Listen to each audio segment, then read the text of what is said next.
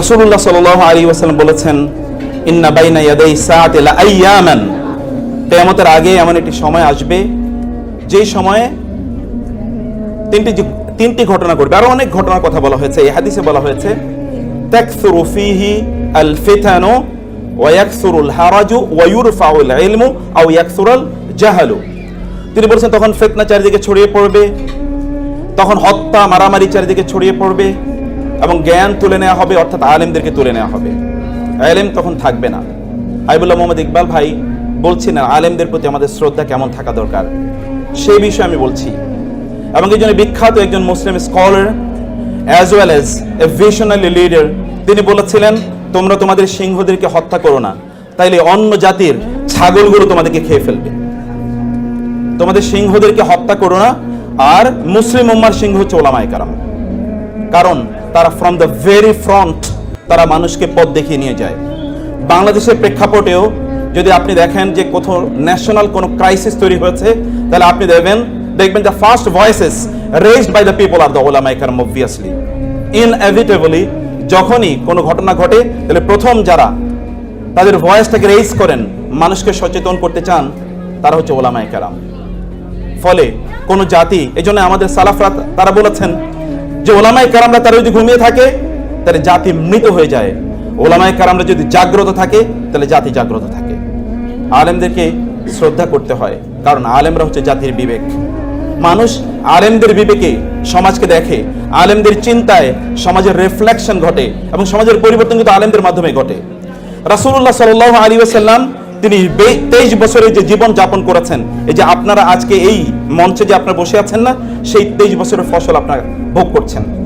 23 বছর তিনি যে কাজ করেছেন, এর মধ্যে 13 বছর হি ওয়াজ সো মাচ নিগৃহীত ইন মক্কা। মক্কাতে তিনি আসলে কোনো অবস্থায় তিনি কাজ করতে পারেন না, মার্জিনালাইজড, টর্চার্ড, এরকম একটা অবস্থায় শ্বাসরুদ্ধকর পরিস্থিতিতে তাকে মদিনায় চলে যেতে হয়েছে। মদিনায় গিয়েও 6 বছর তিনি কাজই করতে পারেননি বলে, because wars and battles, injustices were imposed upon him. তিনি তো ফ্রিলি দিনে দাওয়াত দিতে পারেননি। তারপরে ট্রিটি অফ হুদাইবিয়ার সন্ধি হয়, এরপর থেকে তিনি ফ্রিলি মুভ করতে পেরেছিলেন। মাত্র 4 বছরের ফসল আপনারা এখানে বসে ভোগ করছেন। ওলামায়ে কেরামের কাজ হচ্ছে, তাদের মর্যাদা হচ্ছে তারা রাসূলুল্লাহ সাল্লাল্লাহু আলাইহি ওয়াসাল্লামের উত্তরসূরি, ওয়ারাসাতুল আম্বিয়া। আর কেউ এই ওয়ারাসাত আর কেউ লালন করে না, কেবল আলেমরা লালন করেন। এই জন্য আলেমদেরকে শ্রদ্ধা করা এটা ঈমানের অংশ।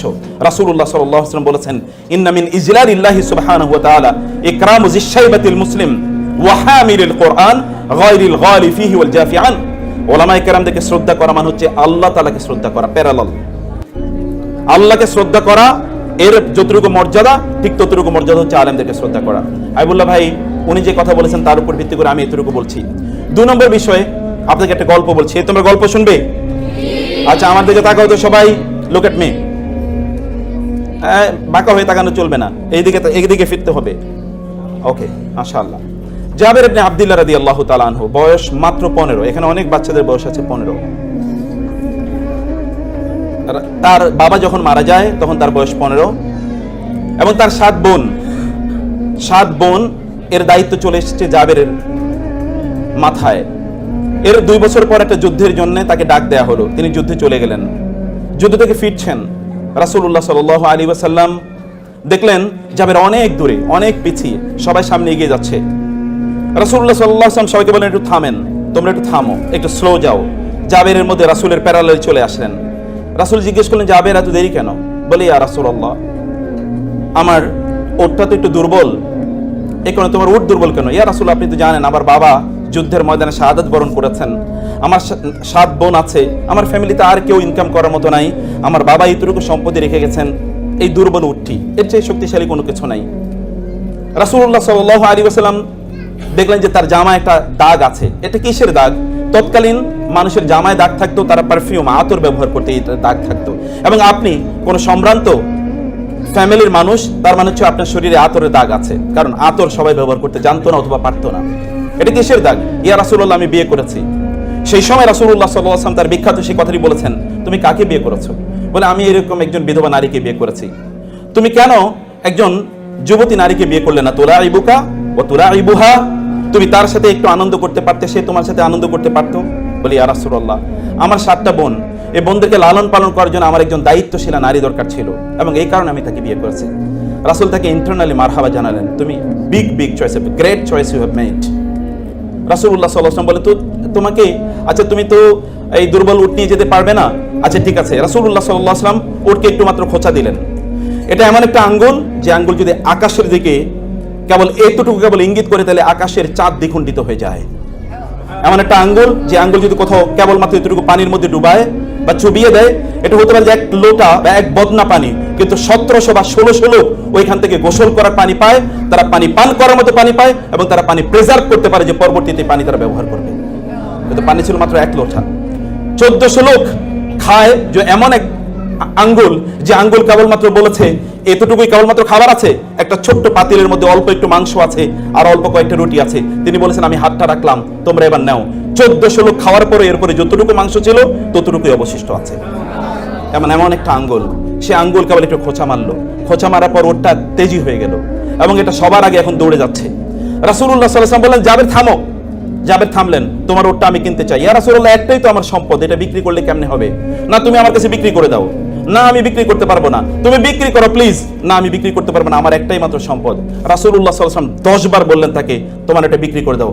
মাত্র তার বয়স মাত্র 17। এখনকার যুগের বাচ্চাদের বয়স 17 হলেও তারা যতটুকু ম্যাচিউরড, তৎকালীন বাচ্চারা ইন্টেলেকচুয়ালি আর অনেক বেশি ম্যাচিউর ছিল। আমাদের বাচ্চাদের ম্যাচিউরিটি একটা ভিন্ন জায়গায়। আপনারা এবং আমরা ভয়াবহভাবে একটা ডিস্ট্রাকশনের ওয়ার্ল্ডে বসবাস করছি, ভয়াবহভাবে একটা ডিস্ট্রাকশন। কোন এক সময় পাপ করার জন্য আপনাকে অনেক দূরে যেতে হতো, এখন পাপ করার জন্য অন্য কোথাও যাওয়া লাগে না। এখন পাপ আপনার ঘরের মধ্যেই রয়েছে, আপনার একটা ছোট্ট ডিভাইসের মধ্যে রয়েছে। এমন কোনো পাপের ট্রেস নাই যে ট্রেসই ডিভাইসের মধ্যে পাওয়া যায় না। এভরিথিং, সব কিছু এখানে পাওয়া যায়, এভরিথিং এখানে রয়েছে। যত ধরনের অ্যাভারেশন, যত ধরনের ডিস্ট্রাকশন, যত ধরনের ওয়ার্ডনেস, যত ধরনের পথভ্রষ্টতা অথবা ধরেন পথ থেকে সরে যাওয়া, এগুলো সব কিছুর মধ্যে পাওয়া যায়। তারা ছিল ইন্টেলেকচুয়ালি ম্যাচিউরড। রাসূল তাকে 10 বার বললেন, 10 বারই তিনি ডিনাই করলেন। অতঃপর যখন 11তম বার তাকে বললেন, তিনি বললেন, ইয়া রাসূলুল্লাহ, ঠিক আছে বিক্রি করে দিলাম, কত দেবেন আপনি? বলেন 1 দিরহাম। 2 দিরহাম। কি বলেন ইয়া রাসূলুল্লাহ, এর দাম কি 2 দিরহাম হয় নাকি? আচ্ছা ঠিক আছে 4 দিরহাম। না, আরো বেশি দিতে হবে। আচ্ছা ঠিক আছে 8 দিরহাম। না, আর একটু বেশি দিতে হবে। বলতে বলতে রাসূলুল্লাহ সাল্লাল্লাহু আলাইহি ওয়াসাল্লাম এটার যা দাম হওয়ার কথা ছিল তার চেয়ে 10 গুণ তিনি দাম বলে বললেন, এটা 40 দিরহাম দেবো, যাও। এবার তিনি জাবের বলেন, ইয়া রাসূলুল্লাহ, ঠিক আছে, একটা ছোটদের তোমাদের গল্প বলছি। রাসূলুল্লাহ সাল্লাল্লাহু আলাইহি ওয়াসাল্লামকে এবার জাবের বলেন, ইয়া রাসূলুল্লাহ, আমি একটু মদিনা পর্যন্ত একটু উটটা নিয়ে যাই, আমি যাবো কিভাবে? বলে, আচ্ছা ঠিক আছে মদিনা পর্যন্ত যাও। মদিনাতে যাওয়ার পর প্রত্যেক দিকে চলে যাচ্ছেন। জাবের দেখলেন রাসূলুল্লাহ সাল্লাল্লাহু আলাইহি ওয়াসাল্লাম চলে যাচ্ছেন। তিনি বলেন, ইয়া রাসূলুল্লাহ, আপনি উটটা নেবেন না? আপনি না বিক্রি করেছেন, আপনি না কিনে নিয়েছেন আমার কাছ থেকে? না জাবের, এদিকে আসো। বলে কি? বলে উটটা তোমাকে দিয়ে দিলাম। না, আমি না বিক্রি করেছি আপনার কাছে। রাসূলুল্লাহ সাল্লাল্লাহু আলাইহি ওয়াসাল্লাম বললেন, আমি তোমার কাছে ওটটা কিনে নিয়েছি, এবার ওটটা আমি তোমাকে হাদিয়া দিয়ে দিলাম। 40 দিরহামও দেয়া হলো, হাদিয়াও দেয়া হলো। রাসূলুল্লাহ সাল্লাল্লাহু আলাইহি ওয়াসাল্লাম, ওলামায়ে কেরাম যারা আছেন, শিক্ষকরা যারা আছেন, রাসূলুল্লাহ সাল্লাল্লাহু আলাইহি ওয়াসাল্লাম জানেন জাবের একটা এক ধরনের ইমোশন আছে, একটা সেন্সিবিলিটি আছে, তার এক ধরনের আত্মমর্যাদা আছে। ইংরেজিতে বলা হয় সেলফ এস্টিম। আল্লাহ সুবহানাহু ওয়া তাআলাকে ইজ্জত বলেছেন, ইন্নাল মুলুকা ইযা দাখালু ক্বরিয়াতান আফসাদুহা ওয়া জাআলু আইজ্জাত আহলিহা আযিল্লা ওয়া কাযালিকা ইয়াফআলুন। আল্লাহ তাআলা বলেছেন, স্বৈরাচারদের, জালিমদের এদের একটা চরিত্র যুগ যুগ ধরে আছে। জালিমরা যদি কোনো একটা সময়, কোনো একটা সমাজে অথবা কোনো একটা রাষ্ট্রের যদি তারা ক্ষমতাশালী হয়, তাহলে ওইখানকার সম্মানিত মানুষদেরকে তারা অপমানিত করে। কারণ জানে সম্মানিত মানুষের একটা আত্মসম্মান বোধ আছে, এরা কোথাও মাথা নত করে না, এরা মাথা উঁচু করে দাঁড়ায়। যদি তারা দেখে যে তাদের সম্মানে কেউ আঘাত করেছে, তাহলে তারা বাঘের মতো গর্জে ওঠে। এই জন্য তারা সম্মানিত মানুষদেরকে অপমানিত করে, তাদেরকে তারা লিকুইডেট করে দেয়, অর্থাৎ তাদেরকে সমাজ থেকে নিশ্চিহ্ন করে দেয়। এটা যুগ যুগ ধরে এটা ছিল। আল্লাহ সুবহানাহু ওয়া তাআলা কোরআনে সূরা সাবাতে, মোস্ট প্রবাবলি, আমি হাফেজ না, আমি জানি না, most probably it is in সূরাতুস সাবা। এটা কি সূরা সাবায় আছে নাকি? হ্যাঁ, কোন সূরায়? আচ্ছা তোমরা বলতে হবে পরে। ইন্নাল মুলুকা ইযা দাখালু ক্বরিয়াতান আফসাদুহা ওয়া জাআলু আইজ্জাতা আহলিহা আযিল্লা ওয়া কাযালিকা ইয়াফআলুন। এটা তাদের ওয়া কাযালিকা ইয়াফআলুন মানে এটা হচ্ছে যুগ যুগ ধরে তাদের চরিত্র। ফাইলে মুদারি, ফাইলে মুদারির মধ্যে একটা ইস্তিমরারির একটি অর্থ রয়েছে, মানে এটা সব সময় চলে। এটা আল হুদুস, এখন ঘটে, আবার অন্য সময় এটা আত তাহাদ্দুস, মানে বারবার এটা ঘটে, এরকম একটা সম্ভাবনা ফাইলে মুদারির মধ্যে রয়েছে। যাই হোক, আল্লাহ সুবহানাহু ওয়া তাআলা কিভাবে ছোটদের সাথে কিভাবে ট্রিট করতে হয় এটি রাসূলুল্লাহ সাল্লাল্লাহু আলাইহি ওয়াসাল্লামের চরিত্রের মাধ্যমে আল্লাহ তাআলা দেখিয়ে দিলেন। আমি আপনাদেরকে বলবো, আপনাদের বাচ্চাদের সাথে সম্মানজনকভাবে রেসপেক্টফুলি তাদের সাথে আচরণ করুন। রাসূল এমনি তাকে সাদাকা করে দিতে পারতেন, কিন্তু এতে জাবের আত্মসম্মানে আঘাত লাগতো। রাসূল এমনি তাকে ভিন্নভাবে কথা বলতে পারতেন, এতে জাবেরের মন খারাপ হয়ে যেতে পারতো। কিন্তু রাসূলুল্লাহ সাল্লাল্লাহু আলাইহি ওয়াসাল্লাম একদিকে তার সাথে একটু আনন্দ করার একটু সময় কাটালেন, একটু আনন্দ দিলেন তাকে, এক ধরনের তার মধ্যে এক ধরনের হাইপার এক ইমোশন তার মধ্যে তৈরি করে দিলেন। এই ঘটনা যেন জাবের আর কোনোদিন না ভুলে। এরকম মানুষকে কি কোনোদিন ভোলা যায়? এমন মানুষকে কোনোদিন ভোলা যায় যিনি এমন আচরণ করেছেন? তাকে তো হৃদয় দিয়ে ভালোবাসতে হয়, তাকে অন্তর দিয়ে ভালোবাসতে হয়। সম্মানিত বোনেরা, প্রিয় ভাইয়েরা আমার, আল্লাহ সুবহানাহু ওয়া তাআলা একদল লোকের জন্য ভালোবাসাকে আমাদের জন্য অবধারিত করে দিয়েছেন। ইন্নাল্লাযীনা আমানু ওয়া আমিলুস সালিহাতি সায়াজআলু লাহুমুর রাহমানু উদ্দা। আপনি আরবিক ল্যাঙ্গুয়েজ যদি ভালো করে, বিশেষ করে কোরআনিক ল্যাঙ্গুয়েজ যদি অনেক ভালো করে স্টাডি করেন, তাহলে দেখবেন আল উদ এবং আল মুহাব্বা এর মধ্যে পার্থক্য রয়েছে। আল উদকে ইংরেজিতে বলা হয় ইন্টেন্স লাভ। এটা কোনো শরীয়তের বাধ্যতামূলক কোনো লাভ নয়, যে লাভটা আল্লাহ এবং আল্লাহর রাসূলকে করতে হয়। এটাকে বলা হয় মুহাব্বা। কুল ইন কুনতুম তুহিব্বুনাল্লাহ ফাত্তাবিউনি মান আহাব্বা লিল্লাহি ওয়া আবগাদা লিল্লাহি আল মুতাহাব্বিউনা ফিল্লাহ মান আবগাদা লিল্লাহ ওয়া মান আহাব্বা লিল্লাহ ওয়া আবগাদা লিল্লাহ। আল মাহাব্বা এটা হচ্ছে শরীয়ী টার্ম, কিন্তু আল উদ এটা কোনো জিনিসের এগেইনস্টে না, এটা কোনো জিনিসের বিনিময় না, এটা অন্তর থেকে উৎসারিত একটা গভীর ভালোবাসা। এই ভালোবাসা যেমন ভাবে আল্লাহ সুবহানাহু ওয়া তাআলা বলেছেন between the husbands and the wives, ওয়া মিন আয়াতিহি আন খালাকা লাকুম মিন আনফুসিকুম আজওয়াজান লিতাসকুনু ইলাইহা ওয়া জাআলা বাইনাকুম মাওয়াদ্দাতান ওয়া রাহমা। স্বামী এবং স্ত্রীর রিলেশনের কেমিস্ট্রি হচ্ছে আল্লাহ তাআলা বলেছেন আল মাওয়াদ্দা। মাওয়াদ্দা হচ্ছে ইন্টেন্স লাভ, একটা গভীর গভীর ভালোবাসা। আমাদের ভালোবাসা তো এখন অন্য জায়গায়। আমেরিকানদের একটা গল্প বলি। আমেরিকানরা তাদের স্ত্রীদের চেয়ে বেশি ভালোবাসে তাদের কলিগদেরকে, অথবা তাদের সেক্রেটারি, কোম্পানির যে সেক্রেটারি, এরকম একটা মেয়ে, ওই মেয়েকে স্ত্রীর চেয়ে বেশি ভালোবাসে। ইউরোপিয়ানরা তাদের স্ত্রীদের চেয়ে তাদের বেশি ভালোবাসা হচ্ছে তাদের ওই রাস্তাঘাটে যে সকল মেয়েরা আছে তাদেরকে।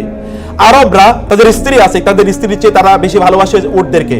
আর বাংলাদেশি লোকেরা তাদের স্ত্রীর চেয়ে তাদের বেশি ভালোবাসা হলো বারবারই কেবল মায়ের কথা, কেবল বোনের কথা, কেবল খালার কথা, মামির কথা, ইত্তকার, কিন্তু স্ত্রীর কথা বলে না। আই লাভ ইউ এটা স্ত্রীকে বলতে পারে না, অথচ এটা কিন্তু আই লাভ ইউ স্ত্রীকে বলতে হয়। আল্লাহ তাআলা বলেছেন ওয়া জাআলা বাইনাকুম মাওয়াদ্দাতান ওয়া রাহমা। মায়েরা যারা আছেন অন্য কথা অন্যদিকে নেবেন না, আমি এমনি একটা গল্পের জন্য বললাম আর কি। যাই হোক, এরকম একটা ইন্টেন্স লাভ থাকতে হয়। এই লাভের কথা আল্লাহ সুবহানাহু ওয়া তাআলা বলেছেন ইন্নাল্লাযীনা আমানু ওয়া আমিলুস সালিহাতি সায়াজআলু লাহুমুর রাহমানু উদ্দা। আপনারা কি দেখতে পান না? আপনি যদি চোখ মেলে একবার তাকান, তাইলে দেখবেন যারা ঈমান এনেছিল, যারা আমল সালেহ করেছে, আল্লাহ সুবহানাহু ওয়া তাআলা সায়াজআলু, সিন এটা কিন্তু সামটাইমস এটা তাওকীদের জন্য ব্যবহৃত হয়, এটা কেবলমাত্র ফিউচারের জন্য ব্যবহৃত হয় না কোরআনে। কখনো কখনো সিন এটা তাওকীদের জন্য, তাকিদের জন্য, স্ট্রেস এন্ড এমফাসাইজ এর জন্য ব্যবহৃত হয়। সায়াজআলু, আল্লাহ উইল শিওরলি। এন্ড ইয়াজআলু শব্দটি জাআলা ইয়াজআলু কোরআনে অনেক অর্থে ব্যবহৃত হয়। তোর মধ্যে একটা হচ্ছে রিপ্লেসমেন্ট, একটা রিপ্লেসমেন্ট। যেমন ইন্নী জাইলুন ফিল আরদি খলিফা, আমি জমিনে একজন প্রতিনিধিকে রিপ্লেস করতে যাচ্ছি, কারণ এর আগে জিন ছিল, জিনের পরিবর্তে আমি একটা নতুন রিপ্লেসমেন্ট এখানে করছি। আল্লাহর কসম, যে সকল ব্যক্তিরা আল্লাহর প্রতি ঈমান আনে এবং ভালো কাজ করে, আল্লাহ সুবহানাহু ওয়া তাআলা এদের জন্য অন্যদের অন্তরে ভালোবাসাকে রিপ্লেস করে দেন। একবার তাকিয়ে দেখেন না, এমন বহু লোক আছে যারা বহুদিন কোনো আপনাদের আলোচনা মাহফিলে আসতে পারে নাই, আপনাদের সামনে কথাবার্তা বলতে পারে নাই। হতে পারে যে তারা চার দেওয়ালের মধ্যে তারা বন্দী ছিল, কিন্তু 13, 14, 15, 16 বছর, 20 বছর পরেও সমগ্র পৃথিবী তাদের জন্য কাঁদছে। এরকম কাঁদে নাই? এমন অবস্থাকে আপনাদের সামনে দৃশ্যমান নয়? এরকম কোটি কোটি এরকম এক্সাম্পল কেবল যদি আপনাদের চোখ আছে। ইন্নাহা লা তা'মাল আবসার ওয়ালাকিন তা'মাল কুলুবুল্লাতী ফিস সুদূর। যদি অন্তরের দৃষ্টি থাকে তাহলে আপনি এটা দেখতে পাবেন। আল্লাহ তাআলা কি রকম ভালোবাসা তাদের অন্তরে তৈরি করে দিয়েছেন। আমি জানি এরকম লক্ষ লক্ষ মানুষের কথা, যে সকল লক্ষ লক্ষ মানুষরা এরকম ব্যক্তিদের জন্য সেজদায় গিয়ে কাঁদে, অথবা তারা এমন জায়গায় গিয়ে কাঁদে যেখানে দোয়া কবুল হবেই, দোয়া কবুলের গ্যারান্টি দেওয়া হয়েছে, এমন জায়গায় গিয়ে কাঁদে। আপনাদের সন্তানদেরকে যদি আপনারা এরকম একটা জায়গায় নিয়ে যেতে চান যাদের জন্য লোকেরা কাঁদবে, ফামা বাকাত আলাইহিমুস সামাউ ওয়াল আরদু ওয়া মা কানু মুনজারিন, এমন বহু লোক আছে তারা যখন মারা যায় তখন আসমান এবং জমিন তাদের জন্য কেঁদে ওঠে। এমন বহু লোক আছে, সাদ ইবনে মুআয রাদিয়াল্লাহু তাআলা আনহু যখন মারা গিয়েছেন, ইহতাযাল্লাহু আরশুর রহমান, আল্লাহ সুবহানাহু ওয়া তাআলা আরশ পর্যন্ত কেঁপে উঠেছিল সাদ ইবনে মুআয রাদিয়াল্লাহু তাআলা আনহুর জন্য। আরশ কেঁপে ওঠার অর্থ আমি জানি না, কারণ এটার কোনো এক্সপ্লেনেশন না আল্লাহ দিয়েছেন না আল্লাহ রাসূল দিয়েছেন, কিন্তু আরশ কেঁপে ওঠার কথা তো রাসূলুল্লাহ সাল্লাল্লাহু আলাইহি ওয়াসাল্লাম বলেছেন এবং মুতাওয়াতির পর্যায়ে বর্ণনা। এই বর্ণনার মধ্যে কোনো সন্দেহ নাই, এরকম অনেক অনেক ঘটনা ঘটে। আল্লাহ সুবহানাহু ওয়া তাআলা এমন কিছু মানুষকে তৈরি করে দেন যারা আল্লাহর জন্য তাদের জীবনকে নিবেদিত করে দিয়েছিল, আল্লাহ সুবহানাহু ওয়া তাআলা অন্যদের অন্তর থেকে অন্য সকল জিনিসের ভালোবাসা দূর করে দিয়ে এই সকল ব্যক্তিদের ভালোবাসা তাদের অন্তরে তৈরি করে দেন। সায়াজআলু লাহুমুর রহমান উদ্দা। আর এই ভালোবাসা আল্লাহ তাআলা বলেছেন নট মুহাব্বা, তিনি বলেছেন উদ্দা।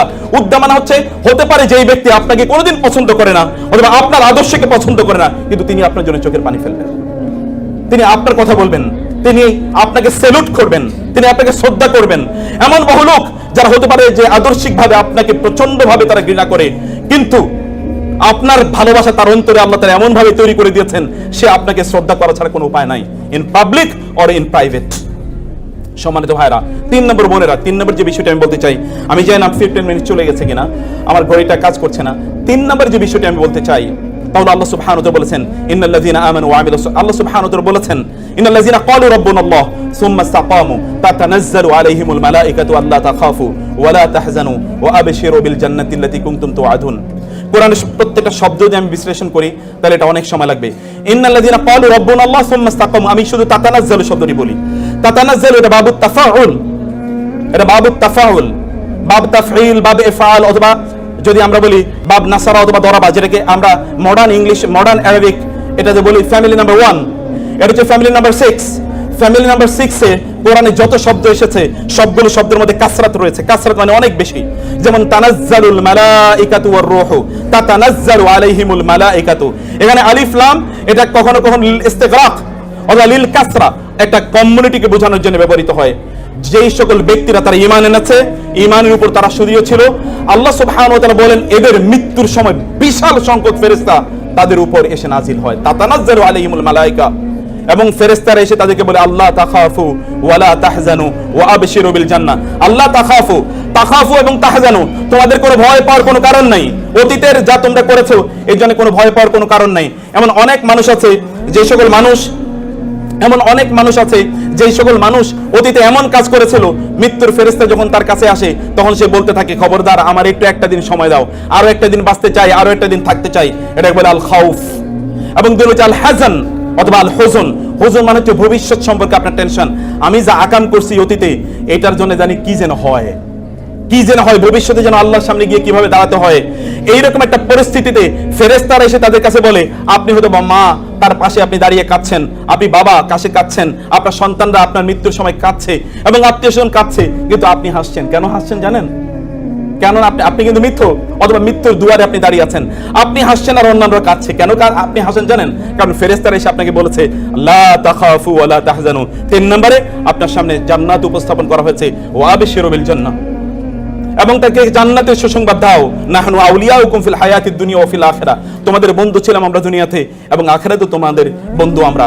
রাসূলুল্লাহ সাল্লাল্লাহু আলাইহি ওয়াসাল্লাম বললেন তুআদু আল রূহু ফি জাসাদিহি, ব্যক্তি যখন মারা যায় তখন তার রূহটা তার শরীরে ফিরিয়ে দেওয়া হয়, এবং তাকে তখন ফেরেশতারা এসে তাকে প্রশ্ন করে, 4টি প্রশ্ন করে, এবং চতুর্থ প্রশ্নটি 3টি প্রশ্ন আমরা সবাই মুখস্থ জানি। চতুর্থ এবং সহি হাদিস, এটা হাসান আল আরনাউত তিনি, শোয়েব আল আরনাউত তিনি বলেছেন হাদিসটি সহি। ইমাম আহমদ ইবনে হাম্বল তার মুসনাদে হাদিসটি বর্ণনা করেছেন। তিনি বলেছেন রাসূলুল্লাহ সাল্লাল্লাহু আলাইহি ওয়াসাল্লাম অতঃপর বললেন, ফেরেশতারা তাকে 4 নম্বর প্রশ্নই করবে, ওয়ামা ইলমুকা, কি ধরনের জ্ঞান অর্জন করেছো আপনাদের বাচ্চাদের ব্যাপারে, এই কথাটি কি জ্ঞান অর্জন করেছো? তখন সে বলবে ক্বারাআতুল কুরআনা ফাআমানতু বিহি ওয়া সাদ্দাকতু, আমি কোরআন তেলাওয়াত করেছিলাম, কোরআন পাঠ করেছিলাম, কোরআনের উপর ঈমান এনেছি এবং কোরআন যা বলেছে আমি তাকে সত্যায়ন করেছি, আমি তা নিজের জীবনে বাস্তবায়ন করেছি, সেটা প্রচার এবং প্রসার করেছি এবং তার উপর আমি বিশ্বাস স্থাপন করেছি, আমি এর কোনো অন্যথা করি নাই।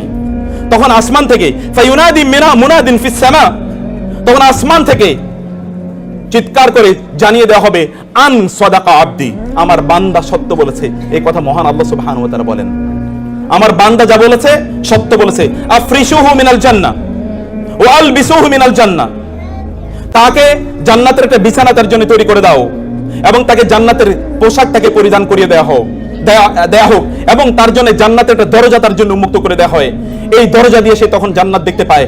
জান্নাতের রাওহিহি, কোরআনে হাদিসে এসে তারপরে তার কাছে আসে মির রাওহিহা ওয়া তুইবিহা, জান্নাতের সুগন্ধি এবং জান্নাতের যে সুরম্য অট্টালিকাগুলো এগুলো সে দেখতে পায়। এখানকার নেয়ামত তার কাছে আসতে থাকে। এইরকম একটা অবস্থা এই সকল ব্যক্তির জন্য তৈরি হয়। সম্মানিত ভাইয়েরা এবং বোনেরা, আপনারা যদি আপনাদের সন্তানদেরকে চান এরকম মানুষে তারা পরিণত হোক, পৃথিবী ব্যাপী আল্লাহ সুবহানাহু ওয়া তাআলা তাদের অন্যদের অন্তরে ভালোবাসা তৈরি করে দেখ, এরা সফল হোক এবং এরা যখন আল্লাহ সুবহানাহু ওয়া তাআলার সামনে যখন যাবে তখন এরা এলিট হিসাবে, অ্যারিস্টোক্রেটিক হিসাবে, নোবেল হিসাবে সম্ভ্রান্ত মানুষের মতো তারা আল্লাহর সামনে দাঁড়াবে, অথবা আপনারা আল্লাহর সামনে দাঁড়াবেন, এরকম অবস্থায় তাহলে অবশ্যই আপনাদের নিজেদেরকে সিদ্ধান্ত নিতে হবে। 15 সেকেন্ডের ওই সময়ে আপনার সন্তানকে নিয়ে আপনি যা চিন্তা করেছিলেন না, সেটিকে নিয়ে আপনি ভাবুন, সেটিকে আপনি করতে থাকুন, সেই পথে আপনি অব্যাহতভাবে চলুন। আশা করছি তানজিমুল উম্মাহ সেই পথে আপনাদেরকে পরিচালিত করছে, এবং আল্লাহ সুবহানাহু ওয়া তাআলা এখানকার ম্যানেজমেন্টকে সেই তৌফিক দান করুন, আল্লাহুম্মা আমিন। এবং আমাদের এই দেশকে আল্লাহ সুবহানাহু ওয়া তাআলা তার দ্বীনের জন্য, তার শরিয়ার জন্য এবং তার রাসূলের সুন্নাহর জন্য কবুল করে নিন। এখানকার উলামায়ে কেরামদের আল্লাহ তাআলা মর্যাদা অনেক অনেক বাড়িয়ে দিন, এবং আল্লাহ সুবহানাহু ওয়া তাআলা তাদেরকে ডিভাইন হেফাজতের মাধ্যমে তাদেরকে হেফাজত প্রদান করুন। যারা দ্বীনের দাওয়াতি কাজ করছেন তাদের কথাকে আল্লাহ তাআলা এবং তাদের আওয়াজকে আল্লাহ সুবহানাহু ওয়া তাআলা বলিষ্ঠ করে দিন, তাদের সাহসিকতাকে আল্লাহ তাআলা বাড়িয়ে দিন, তাদের মর্যাদাকে আল্লাহ তাআলা শক্তিশালী করে দেন, এবং তাদের মাধ্যমে যেন সমাজ পরিচালিত হয় এমন একটা সিচুয়েশন এবং অবস্থা আল্লাহ তাআলা তৈরি করে দিন। থ্যাংক ইউ ভেরি মাচ, জাযাকুমুল্লাহ খায়ের। আপনারা অনেকটুকু সময় দিয়েছেন, আপনাদেরকে আল্লাহ তাআলা অনেক কল্যাণ দান করুন। এবং তানজিমুল উম্মাহ ম্যানেজমেন্টকে আমি সম্মানিত চেয়ারম্যান এবং সম্মানিত প্রিন্সিপাল এবং অন্যান্যদের যারা আছেন তাদের প্রত্যেককে কৃতজ্ঞতা জানাচ্ছি আমাকে এখানে দাওয়াত দেওয়ার জন্য এবং সুযোগ করে দেওয়ার জন্য কিছু কথা আপনাদের সাথে শেয়ার করার। আল্লাহ সুবহানাহু ওয়া তাআলা সবাইকে অনেক অনেক কল্যাণ দান করুন, আমিন। হাযা ওয়া সাল্লাল্লাহু সুবহানাহু ওয়া তাআলা নবিয়ানা মুহাম্মদ ওয়া আলিহি ওয়া সাহবিহি আজমাইন। সুবহানাকাল্লাহুম্মা ওয়া বিহামদিকা আশহাদু আল্লা ইলাহা ইল্লা আনতা আস্তাগফিরুকা ওয়া আতুবু ইলাইক। ওয়া আসসালামু আলাইকুম ওয়া রাহমাতুল্লাহি ওয়া বারাকাতুহু।